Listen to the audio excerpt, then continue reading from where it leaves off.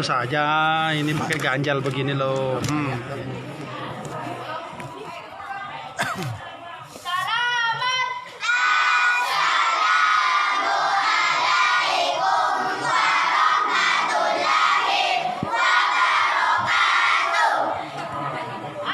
Salam.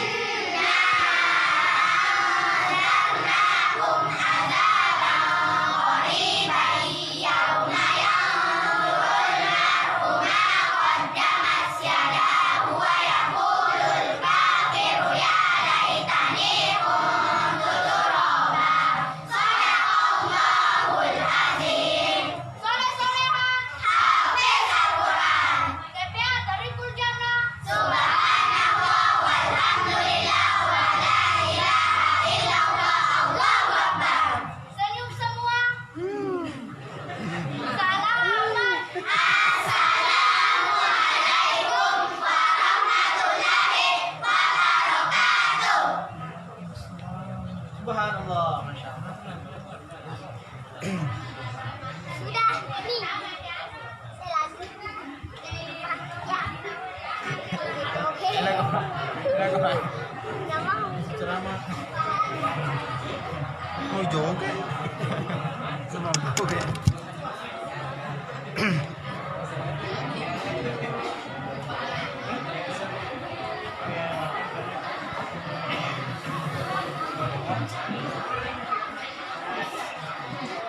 Mudah-mudahan dengan pembacaan ayat suci Al-Quran, acara kita pada malam hari ini berjalan dengan lancar. Amin. Adapun acara yang selanjutnya yaitu Hikmah Maulid yang akan disampaikan oleh Al-Ustaz Ahmad Zamzuri. Waktu dan tempat kami persilahkan.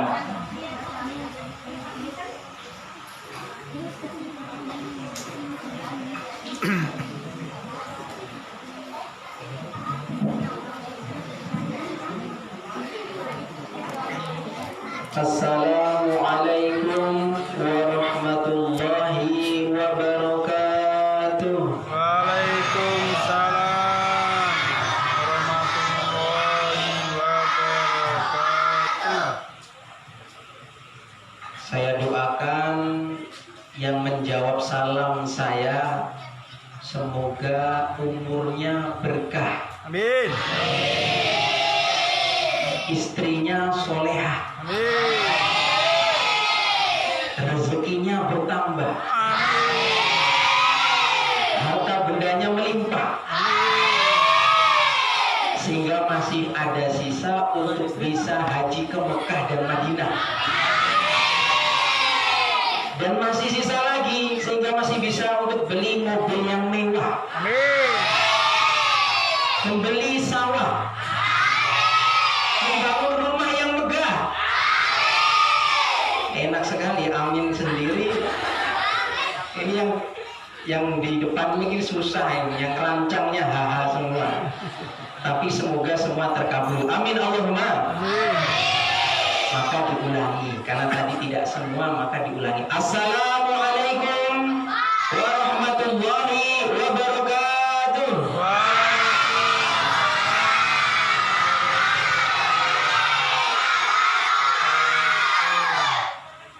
Semangat jawab salah harus diancam dulu, baru semangat. Orang sekarang harus diancam dulu pakai doa. Alhamdulillah, alhamdulillahirabbil alamin, wal aqibatu lil muttaqin, wala udwana illa 'alal zalimin. Asyhadu an la ilaha illallah wahdahu la syarika lah, lahul mulku wa lahul hamdu yuhyi wa yumiitu wa huwa 'ala kulli syai'in qadir. Wa asyhadu anna sayyidana Muhammadan 'abduhu wa rasuluh al-mab'uts rahmatan lil 'alamin. Allahumma shalli wa sallim wa barik ala sayyidina Muhammad wa ala alihi wa ashabihi ajma'in wa sallim tasliman katsira, amma ba'd. Faqad qala Allah ta'ala fi kitabihil karim ba'da a'udzu billahi minasy syaithanir rajim. Qul in kuntum tuhibbunallaha fattabi'uni yuhibbukumullah wa yaghfir lakum dhunubakum wallahu ghafurur rahim. Wa qala Rasulullah sallallahu alaihi wasallam, man ahya sunnati faqad ahabbani wa man ahabbani kana ma'i fil jannah, atau kama qala Rasulullah sallallahu alaihi wasallam. Ini sebelumnya panitia saya minta izin karena tidak adil. Ada beberapa orang yang tidak bisa melihat kegantengan saya. Saya turun. Ya, biar tahu Pak, kalau saya ini laki-laki. Kameranya Tidak juga apa-apa enak. Pak ya. Pak MC tidak apa-apa ya. Kepada para alim ulama yang kami muliakan, kepada Bapak Penyuluh, Hah? Bapak Penyuluh, kepada tokoh alim, tokoh masyarakat, tokoh agama, dan para jajaran takmir masjid, makan jihad, dan bapak-bapak, ibu-ibu yang satu persatu nama gelar tidak bisa saya sebutkan, tapi tanpa mengurangi rasa hormat saya, rasa taklim saya, rasa sayang saya kepada semuanya dan kepada adik-adik putra putri kami, baik itu yang ada di TPA di masjid sini ataupun di bawah. Ini adik-adiknya ada anak soleh. Harus senang Pak, walaupun anak-anak ini ribut di masjid tapi senang, karena nanti yang melanjutkan perjuangan kita semuanya anak-anak kita semua. Pak, kalau tahu anak-anak ribut ingat Pak, dulu kita juga pernah ribut. Maka jangan marah-marah, cukup ustadznya saja yang marah. Kalau sore sudah saya marahin, tapi di masjid jangan dimarahi. Alhamdulillahirabbil alamin. Segala puji bagi Allah Subhanahu wa taala, karena hingga pada malam hari ini kita semua masih bisa berkumpul di tempat yang mulia, dan kita juga masih bersama dengan orang-orang mulia, yaitu tamunya Allah, dengan rangka dalam acara peringatan meriahkan Maulid kelahiran Nabi Muhammad sallallahu alaihi wasallam. Dan ini semoga menjadi bukti bahwa kita cinta kepada Nabi. Amin Allahumma. Amin Allahumma. Karena Nabi sallallahu alaihi wasallam bersabda, "Man ahya sunnati faqad ahabbani wa man ahabbani kana ma'i fil jannah." Man, barang siapa ahya sunnati, menghidupkan sunnahku, kata Nabi, faqad ahabbani, tandanya dia cinta kepadaku. Dan barang siapa yang cinta kepadaku, maka akan bersamaku di dalam surga. Siapa yang tidak ingin masuk surga Pak, Bu? Ada? Semua tidak ada. Mau orang walaupun itu tidak sholat pun ketika ditanya pengen neraka atau pengen masuk surga, jawabannya tetap pengen masuk surga. Tapi walaupun ketika azan Allahu Akbar, Allahu Akbar, masih asik dengan kerjanya. Asyhadu an la ilaha illallah, masih asik dengan permainannya. Bahkan nih kebiasaan kita ketika azan subuh, as-shalatu khairum minan naum. Tapi ketika ditanyai pengen masuk surga neraka, tetap jawabannya pengen masuk surga. Tapi masuk surga itu sendiri nikmat, tapi belum nikmat kalau tidak bersama Nabi Muhammad sallallahu alaihi wasallam.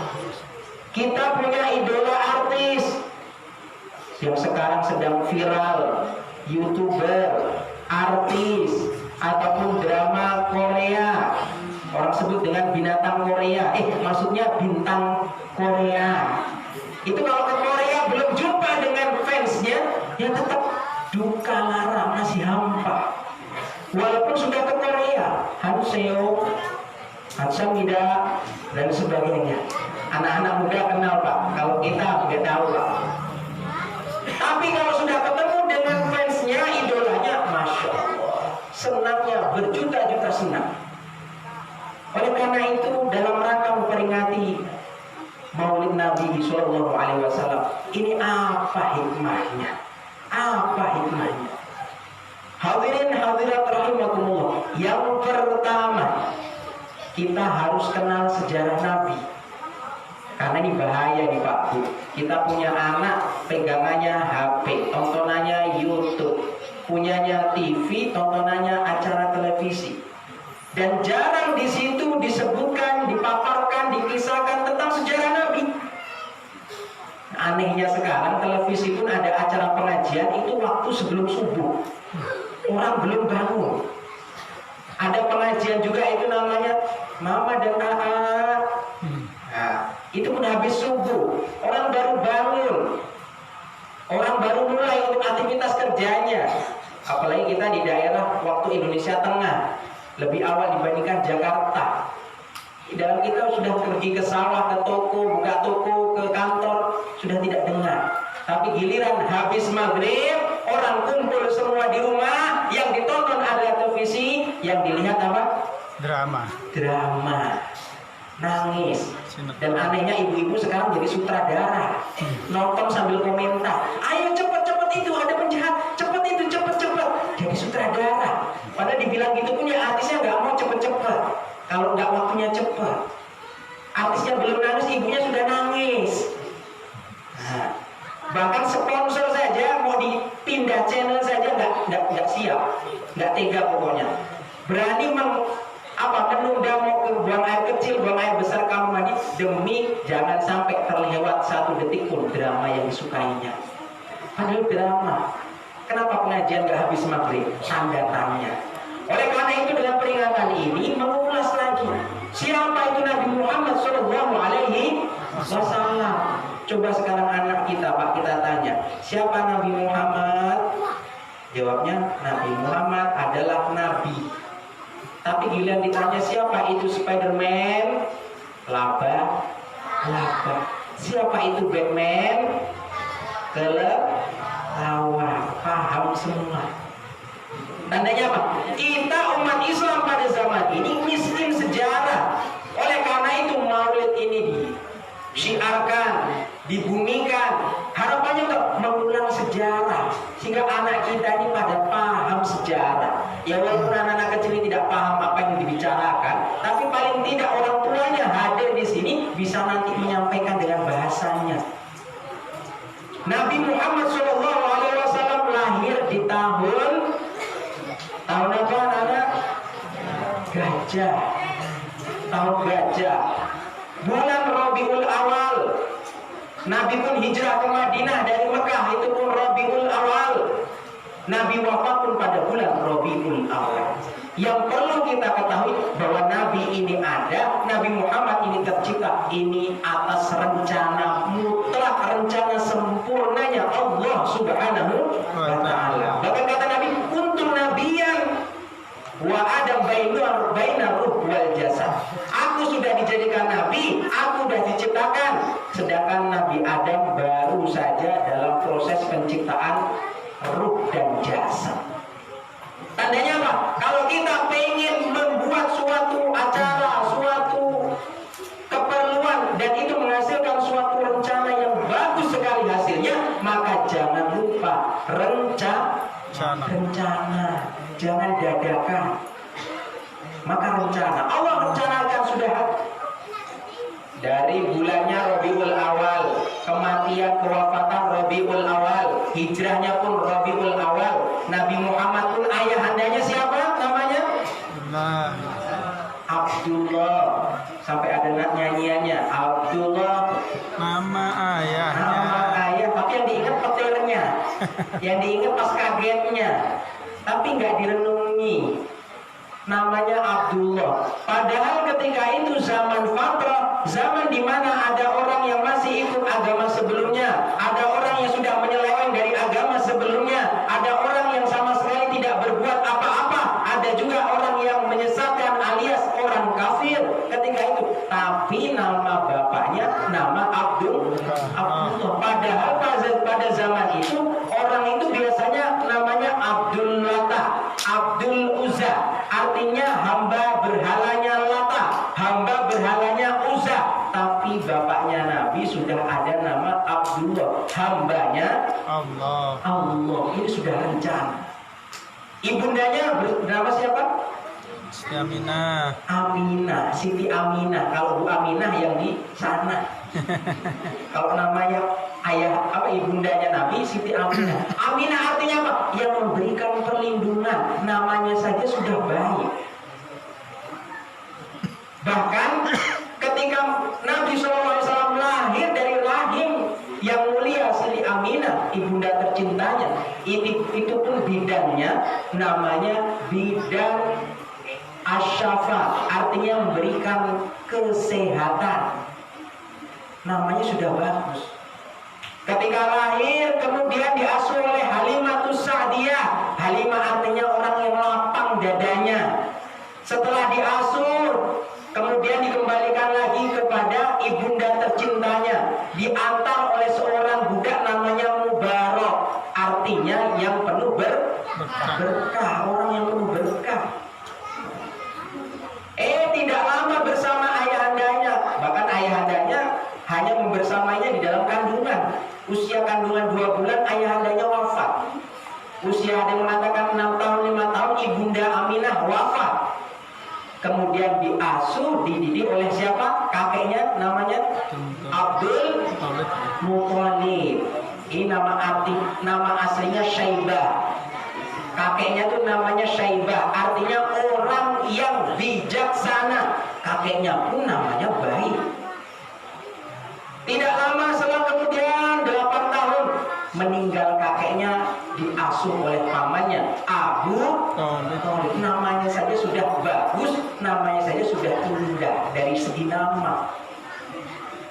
Kemudian setelah itu dididik sampai dewasa, dinikahkan kepada Sayyidatina Khadijah. Meninggallah Sayyidatina Khadijah, meninggallah paman Nabi. Nah, membuat pengertian hikmah. Kenapa Nabi ini kecil sampai dewasa tidak lama-lama bersama keluarganya? Kalau anak kita tanya gimana, Pak? Pak, kenapa Nabi Muhammad itu kok tidak lama-lama dengan keluarganya? Bapaknya pun tidak jumpa wajahnya. Ibunya pun dalam usia yang masih balita. Kakeknya pun hanya mengasuh berapa tahun saja. Kemudian pamannya pun mengasuh, kemudian wafat, meninggal. Istri pertama pun meninggalkannya. Ini kenapa hikmahnya? Untuk memberikan pemahaman kepada kita bahwa Nabi ini sudah by design. Apa by design? Sudah memang ciptaan Allah, yang mana untuk membuktikan apa yang ada dibawa oleh Nabi itu memang dari Allah. Dari Allah. Karena kalau seumpama orang tua Nabi ini masih ada, mendidik Nabi, pamannya masih ada, orang sekitar keluarganya masih ada, orang akan beranggapan bahwa agama yang disampaikan oleh Nabi Muhammad SAW itu dari ajaran keluarganya. Karena kehidupan kita, mental kita ini terbangun dari 4 perkara. Seorang ayah, seorang ibu, lingkungan, dan dari gaya bahasa yang ia baca sehari-hari. Plus Nabi juga al-ummi. Apa al-ummi? Tidak bisa baca dan tulis. Karena kalau Nabi bisa baca dan tulis, alim ulama katakan, nanti orang akan beranggapan Nabi ini menyampaikan sesuatu wajar, karena itu sumbernya dari apa yang ia baca dan apa juga yang ia tulis. Kuliah S1, S2, S3, SC2. Itu kalau kuliah, Pak. Orang kuliah bisa baca, kita heran tidak, Pak? Biasa. Oh, itu sarjana, bisa membaca, bisa menulis. Orang tidak ada yang heran. Tapi giliran ada orang, seumpama di sini ada Pulau 9. Saya kemarin pernah ke Pulau 9. Bukannya pamer, cuma sombong saja. Di sana banyak air ternyata, Masya Allah, airnya banyak. Ke Pulau 9, seumpama ada pulau ke-10-nya. Orang tidak ada hidup di situ, cuma ada satu keluarga saja, punya anak satu, tidak ada sekolahan, tidak ada guru. Kok dia bisa membaca? Ini baru top markoto. Nggak ada guru, nggak ada sekolahan, nggak ada internet, kok bisa membaca, menulis. Akan tetapi jangan salah paham. Nabi tidak bisa membaca, Nabi tidak bisa menulis. Ini bukan suatu aib, kekurangan, Pak. Bukan. Karena zaman dahulu beda dengan zaman sekarang. Zaman unta beda dengan zaman Honda. Beda. Kalau orang sekarang tidak bisa baca dan tulis, itu biasanya disebut GOB, LOLOK. Bodoh. Diodohan. Gak pinter. Tapi zaman dahulu orang tidak bisa membaca tulis. Ini tandanya orang yang bagus. Kenapa? Karena dia apa yang dilihat, apa yang didengar langsung dihafal. Al-Quran begitu juga. Makanya di bawah ada program menghafal 1 hari 1 ayat. Adik-adik kita, anak-anak kita, putra-putri kita bisa membaca, latihan menghafal. Ada orang tua tanya ke saya pernah, Pak, kenapa kok saya susah menghafal? Tapi kalau menghafal musik kok gampang. Saya tanya, lah kita setiap hari dengarnya apa? Ya dengarnya Al-Quran, tapi sesekali yang lebih sering adalah musik. Jadi apa yang ada di otak kita itu karena keseringan kita, Pak. Keseringan kita. Maka kita biasakan membaca Al-Quran, mengajak anak kita supaya apa yang sering didengarkan ini masuk ke otak. Masalahnya sekarang itu baca Quran hafalnya sudah 1 jam, nonton televisinya 10 jam. Saya sudah hafal 1 jam, tapi kenapa nggak bisa juga, Pak? Dan terus habis hafal itu ngapain? Nonton TV sampai jam 12 malam. Ini namanya mustahil. Tapi zaman dahulu nggak bisa baca, nggak bisa tulis, ini suatu keistimewaan. Boleh Bu, apa yang ada di depannya dinikmati Bu, sampai dinikmati. Karena ini saya rencana sampai jam 12. Sampai jam 12. Insya Allah siap tidak jam 12? Siap. Saya yang tidak siap. Kita siap silahkan di sini nanti habis program. Saya pulang nggak siap. Karena jujur ini sudah 4 masjid. Saya teriak-teriak di masjid. Jadi suara ini Masya Allah. Kalau Bapak Ibu ke sawah angkat beban, ngangkat, dorong, narik. Kalau saya kerjanya sini, makanya sampai ke kawan ini, berotot. Hadirin hadirat rahimakumullah, kita harus tahu sejarahnya. Nabi Muhammad SAW orang yang mulia. Dan orang yang mulia otomatis punya akhlak juga yang mulia. Kalau orang tidak mulia, punya akhlak tidak mulia, masih wajar. Tapi kalau orang yang mulia, maka dia harus menuntut akhlak yang mulia. Wa innaka ala khuluqin azim. Allah sudah tetapkan, Nabi diciptakan diberikan akhlak yang luhur. Apa itu akhlak? Akhlak adalah suatu kebaikan yang bisa diterima oleh orang lain. Nah, orang sekarang mengartikan akhlak itu kebaikan, tapi menurut orang belum tentu baik. Islam mengajarkan dalam berbuat baik saja itu kita harus dengan cara yang baik. Nah, Nabi SAW mencontohkannya. Siapa Nabi itu? Nabi adalah suami yang romantis. Bu, halo Bu. Sudah ngantuk belum Bu? Kalau ngantuk lambaikan tangan Bu ya, ada kamera. Lambaikan tangan.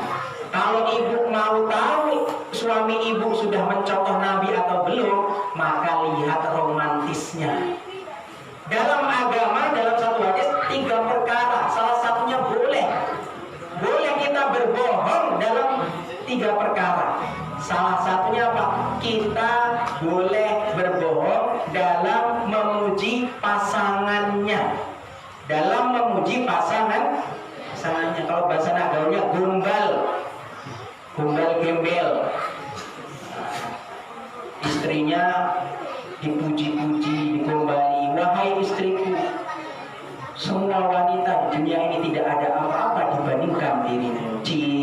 Bohong. Tapi boleh bohongnya. Yang nggak boleh bohong itu kalau di HP ada kontak nomor tulisannya supir travel, tapi yang jawab perempuan itu nggak boleh, Pak ya, nggak boleh. Bapak-bapak kadang nakal, tapi nggak di sini, di sana, di Sabtu. Di sini sama apa enggak kayak. Boleh Pak, kita nanti pulang kembali. Pokoknya artis lewat pokoknya. Dalam hati padahal terpaksa. Tidak apa-apa. Sama kekasih pasangan halalnya. Seumpama istrinya banyak jerawatnya. Istrinya bilang sama suami, Pak, muka saya ini jerawatan terus. Ingat, muka tanpa jerawat ibarat langit tak berbintang. Pikir seperti itu. Boleh seperti itu, walaupun Maka Nabi mencontohkan seperti itu.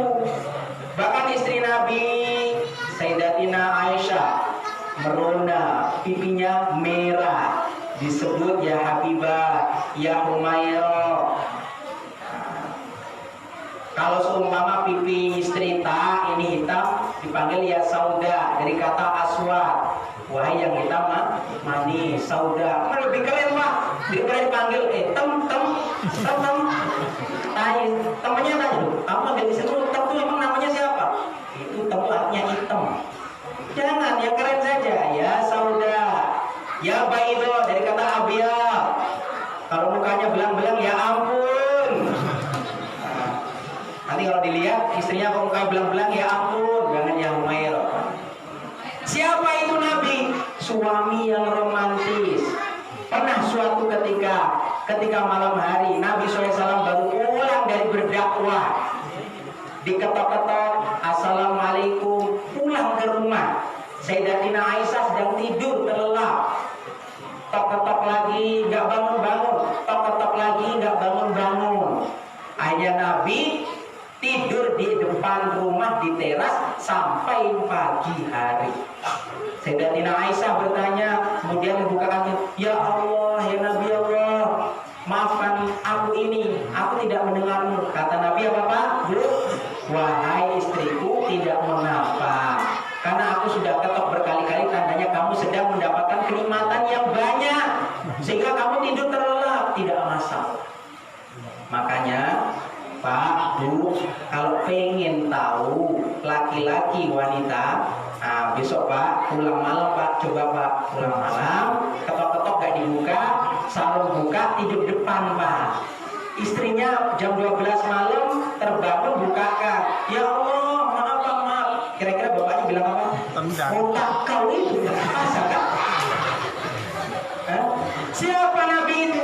Suami yang pengertian. Nabi SAW pulang dari berdakwah siang hari, panas sekali.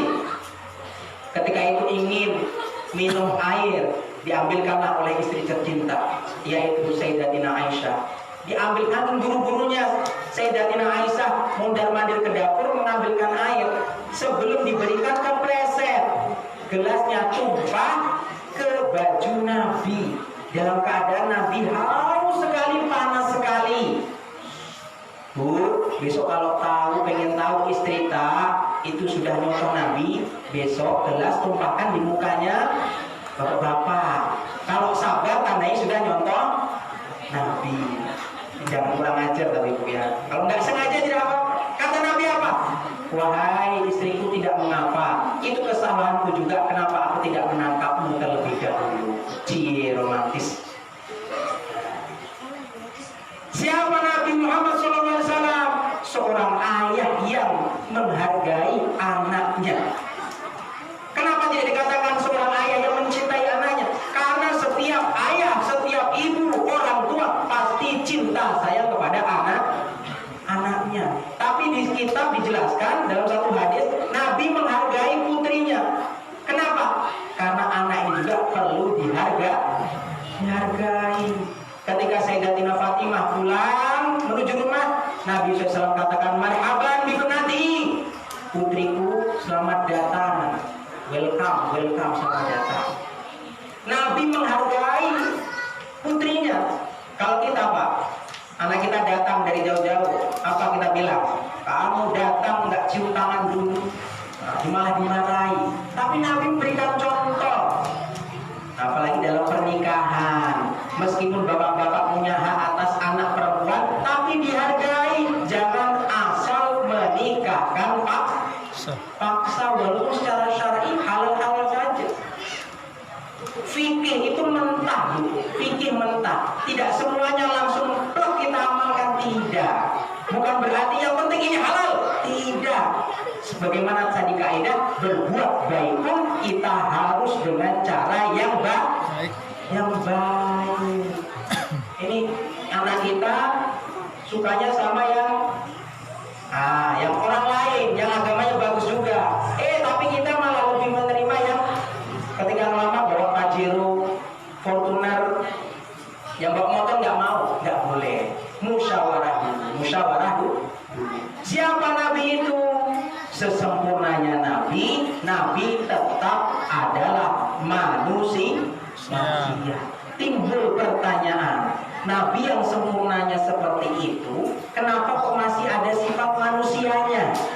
Padahal kalau hebat-hebatan, Nabi Isa pun tidak kalah hebat. Pernah Nabi Isa ini Pak Bu, Nabi Isa perutnya lapar, itu cukup dipukul 7 kali. 1, 2, 3, 4, 5, 6, 7 langsung kenyang. Nabi lapar diganjel pakai batu. Nabi Isa ini sekarang, sifat Nabi Isa ini ada pada sekarang. Nggak laku warung-warung Pak. Karena setiap lapar tinggal 1, 2, 3, 4, 5, 6, 7. Hebatnya lebih hebat Nabi Isa. Nabi Isa dilewati ibu-ibu gendong anak kecil, ditanyai sama Nabi Isa, Bu, apa yang kamu gendong? Ibunya bercanda niatnya, yang aku gendong babi. Seketika anaknya jadi babi.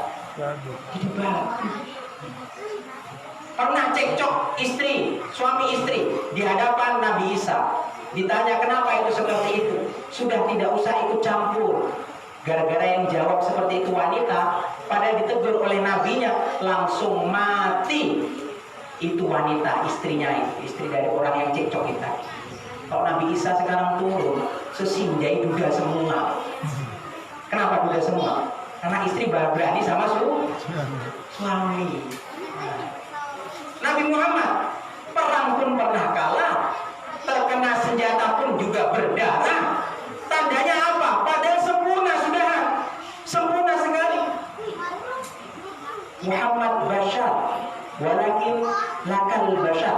Nabi Muhammad manusia tapi tidak seperti manusia biasa. Tapi kenapa sifat manusia tetap ada? Nabi pun wafat juga untuk memberikan pengertian kepada kita bahwa Nabi itu bisa dicontoh. Maka ketika Nabi SAW wafat, tidak ada orang yang geger Pak, tidak bingung, akhirnya diangkatlah khalifah Sayyidina Abu Bakar. Tapi ketika Nabi Isa diangkat ke langit, umatnya geger karena tidak ada yang seperti Nabi Isa. Unta sakit sembuh, manusia sakit mati bisa hidup kembali. Akhirnya umat Nabi Isa pecah belah, ada yang mengaku Nabi, ada yang mengaku Tuhan. Bukan hantu ya. Baik, ulama kami sering bilang kalau bisa jangan nyebut Tuhan. Kalau Tuhan tidak apa-apa kalau sudah biasa. Oleh karena itu Nabi itu bisa dicontoh. Paling tidak Nabi pakaian dicontoh. Kalau ibu-ibu pakai jilbab itu bukan mencontoh Nabi, Bu ya. Itu adalah kewajiban perintah Allah. Mencontoh nabinya bagaimana? Dengan cara yang lebih ketat apa lebih kendor. Ada pakai jubah, ini hanya contoh saja fisik, tapi masih ada contoh yang lebih besar lagi apa? Yaitu contohlah pemikiran perjuangan Nabi. Karena ini waktu nggak lama, makanya saya singkat. Nabi SAW hidup dengan kesempurnaan manusia. Dan apa tujuan Nabi diciptakan? Rahmatan lil alamin. Apa itu rahmatan lil alamin? Kasih sayang kepada semua makhluk alam. Makanya bukan dikatakan Nabi itu rahmatan lil mukminin, lil muslimin, bukan. Apalagi li ceningin. Tidak ada. Kalau cening saja berarti boki nggak masuk. Enggak, tapi rahmatan lil alamin. Siapa isinya alam itu? Alhamdulillahi rabbil alamin. Rabb semesta alam. Siapa orang di dalamnya? Siapa makhluk di dalamnya? Manusia. Manusia ada yang Islam, ada yang bukan Islam. Tetap itu rahmatan lil alamin. Hanya porsinya berbeda beda. Binatang saja kalau kita sebutkan nggak habis-habis. Sapi ada sapi Bali, sapi limosin, ada sapi apa lagi Pak? Ada sapi lepas, setelah sapi dipotong, berapa sudah banyak sekali. Tanaman banyak sekali juga. Maka Nabi SAW mengajarkan kepada kita, mencontohkan kepada kita berbuat baik kepada siapapun, sampai-sampai kepada binatang pun harus berbuat baik. Di rumah banyak semut, dibakar, boleh Pak? Nggak boleh. Nggak boleh. Kalau boleh bakar itu bakar kambing. Nah, digulai, kambing bakar, baru boleh. Maka berbuat baiklah dengan cara yang baik. Karena sekarang banyak manusia orang berbuat baik tapi tidak dengan cara yang baik. Apa contohnya? Ngundang makan teman kita. Setelah makan kita bilang, kamu lapar atau kelaparan? Ngundang makannya baik tapi dengan cara yang tidak baik. Menghutangi. Nih hutang nih, uang kamu perlu toh nih. Tapi ingat ya, dibayar tepat waktu. Kamu nih memang kalau hutang sering telat. Ini namanya meminjami berbuat baik tapi tidak dengan cara yang baik. Mengajak sholat pun seperti itu. Istrinya semangat sholat subuh, suaminya tidur masihan, ambillah segelas atau seember air disiramkan. Niatnya baik membangunkan sholat, tapi dengan cara yang tidak baik. Bu, kalau bangunkan bapak-bapak, Bu, elus-elus keningnya, dibisiki telinganya, bisiki Pak, la ilaha illallah. Pasti bangun dia, pasti bangun. Talqin dengan cara yang baik, ya.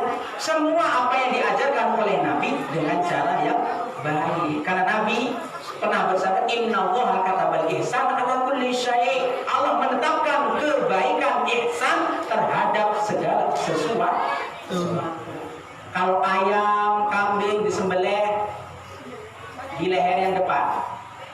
Kalau manusia, kalau dihukum disembelih lewat belakang. Ini hukum.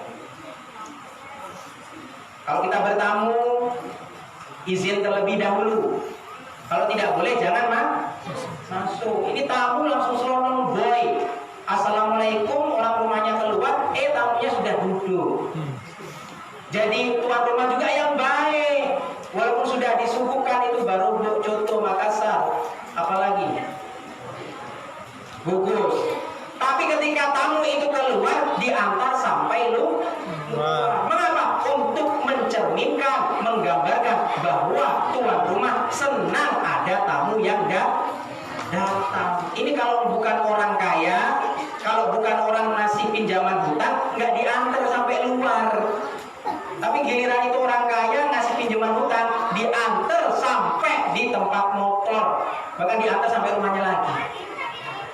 Maka kita harus berbuat baik.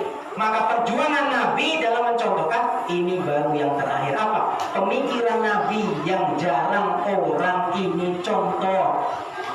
Pakai baju putih, sunnah. Pakai tutup kepala, sunnah. Sholat berjamaah, sunnah yang bagus sekali.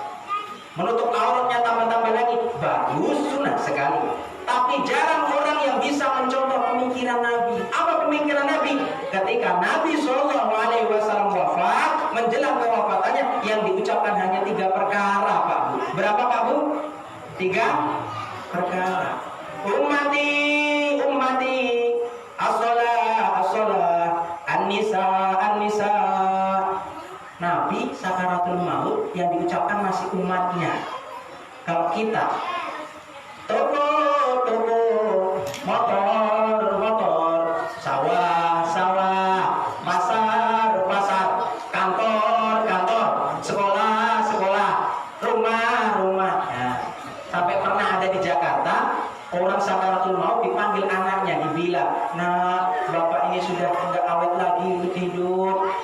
Bapak cuma berwasiat, nak, itu toko di sebelah jangan dijual. Anaknya tanya, Pak, kenapa? Jangan dijual, tidak boleh dijual. Karena itu tokonya bukan toko kita. Ya iya, bukan tokonya, nggak boleh dijual.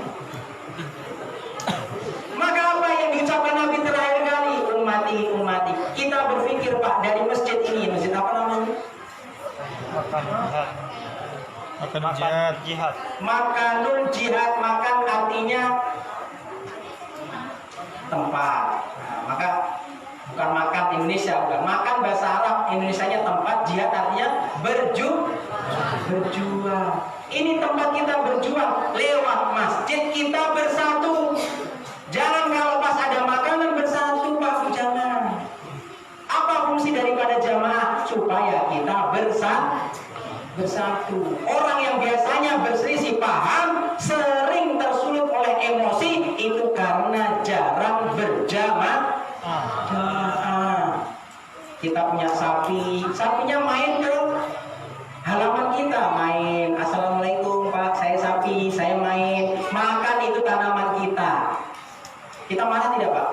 Oh bagus, sapi yang pintar, bagus. Ada seperti itu? Nggak ada. Ayam, tok main ke halaman kita. Dia macrit belakang, ngasih sedekah di teras kita. Kita gimana? Oh ayam pintar, memang pilih tempat yang paling bagus, pintar, bawa itu parang, pintar. Seperti itu.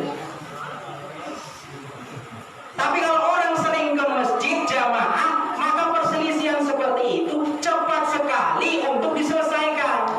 Dendam sudah nih, wah ayam sudah beli kotoran di teras saya, sapi dia pun sudah makan tanaman saya. Akhirnya ketemu di masjid setelah sholat jamaah, ditegur, Pak, tapi kita punya sapi kan? Oh iya, itu makan tanaman saya. Oh iya, maaf. Seperti itu kalau habis jamaah. Tapi kalau tidak jamaah, didatangi, Pak, ini sapi kita ya? Sudah, innalillahi wa inna ilaihi. Karena nggak jamaah. Maka jamaah sehari 5 kali ini untuk musyawarah. Untuk apa? Supaya tidak ada perselisihan di antara kita. Yang sehari 5 kali, yang seminggu 1 kali hari Jumat, yang tahunan se-Indonesia itu 1 kali Idul Fitri, yang 1 kali tahunan secara global dunia 1 kali Idul Adha. Makanya kalau kita ada di Cening, itu sunnah berjamaah yang paling sunnah, kita tetap harus memakmurkan masjid yang ada di Cening. Karena kita punya perselisihan dengan tetangga kita, bukan sama orang asal. Bisa dipahami nih? Paham tidak Bu? Paham tidak? Yang nggak jawab paham nggak dapat nasi kotak, dapat kotaknya saja. Paham tidak Bu? Makanya bapak-bapaknya diajak berjamaah, musyawarah. Maka mengherankan kalau sudah masuk masjid, kok orang tidak mau saling senyum, itu heran sekali. Apa fungsinya berjamaah? Sedangkan ketika sholat, assalamualaikum warahmatullahi wabarakatuh, temannya dilihat, assalamualaikum warahmatullahi wabarakatuh, teman kirinya dilihat. Apa ada sambil cemberukin? Assalamualaikum? Nggak ada. Maka heran kalau kita ke masjid sholat berjamaah, sendal keinjak kotor saja kita marah. Bahkan ada di sapa nggak mau. Sekarang sudah bukan musimnya kita bahas kunut atau tidak kunut. Bismillahnya Al-Fatihah keras ataupun pelan, sudah bukan zamannya. Bukan zamannya. Bahkan sekarang ada orang sholat subuh malah jamaahnya bertengkar. Kamu kunut ya? Oh saya nggak kunut. Kamu nih kunut, mana dalilnya? Kamu juga nggak kunut, mana dalilnya? Ini yang sudah masuk masjid saja bertengkar. Maka jangan seperti itu. Kalau orang paham dengan makna jamaah, maka dia sholat berjamaah, plus juga apa? Memaknai apa itu berjamaah. Dan itu namanya rahmatan lil alamin. Umat Islam sekarang sudah kemiskinan, kerukunan, miskin tentang kedamaian, kesentosaan. Karena apa? Saling selisih paham. Yang kunut silakan kunut, yang tidak ya tidak silakan. Jangan mengaku amalannya paling benar, jangan juga menyalahkan amalan orang lain. Selama semua ada gurunya, ada dalilnya. Baru kalau mau ngaji silakan ikuti ustaz mana yang kunut, ngaji silakan. Kalau imamnya kunut ya jamaahnya kunut. Kalau imamnya kunut jamaahnya nggak usah kunut, nggak usah jadi pertengkar. Kalau seperti itu pertengkaran terus, ini sudah dari dulu pertengkaran seperti itu, ulama tidak bisa menyatukan. Sudah kita sama-sama masuk masjid, sudah kunut tidak kunut, bismillah keras atau tidak, ataupun habis itu doa sudah biarkan. Yang penting kita berjamaah. Insya Allah paham ya. Ikan gurame, ikan sepat, ikan gurame, semakin cepat semakin Rame. amin. Oleh karena itu, karena masih ada jamaah yang belakang yang diam itu yang terbungkus merah, maka kita segerakan saja sambil bagi-bagi. Mungkin dari tim sholawat lagi juga ya, dipersilakan. Demikian itu apa hikmah daripada maulid ini. Kalau masalah dalil karena waktu sudah tidak cukup juga.